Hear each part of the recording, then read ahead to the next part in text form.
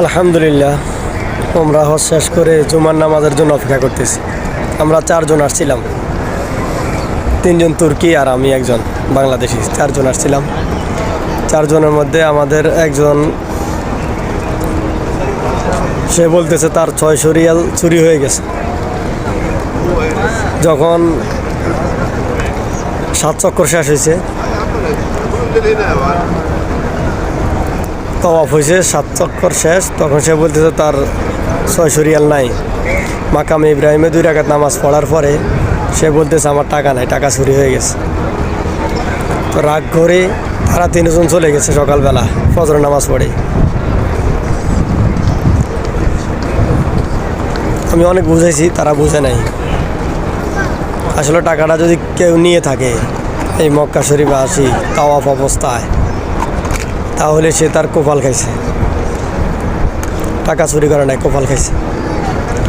আর যার টাকা চুরি হয়েছে সে অবশ্যই ধৈর্য ধরতে হবে। হয়তো আল্লাহ পাক তার ভালো কিছু করছে, আল্লাহর উপর বিশ্বাস থাকতে হবে। কিন্তু তারা তা না করে চলে গেছে, রাগ করে চলে গেছে। আমাদের গাড়ি যাবে জুমার পরে। আসলে আল্লাহ পাক দেওয়ার মালিক, আল্লাহ দিলে কোটি কোটি টাকা দিয়ে দিতে পারে। এই 600-700 রিয়াল কিছু না। আল্লাহর উপর থেকে বিশ্বাস হারানো যাবে না। সামান্য বিষয় নিয়ে মানুষ আল্লাহর উপর থেকে বিশ্বাস হারালে হয়তো অন্য কোথাও পড়ে গেছে। আর তার কথা মতে যদি, ভাষ্য মতে যদি এখান থেকে চুরি হয় তাওয়াফ অবস্থায়, তাহলে যে নিচে নিঃসন্দেহে সে তার কপাল খাইছে। হ্যাঁ, যাক আলহামদুলিল্লাহ, জুমা শেষ করে আমিও চলে যাব। কিছুক্ষণ পরে জুমার নামাজ শুরু হয়ে যাবে।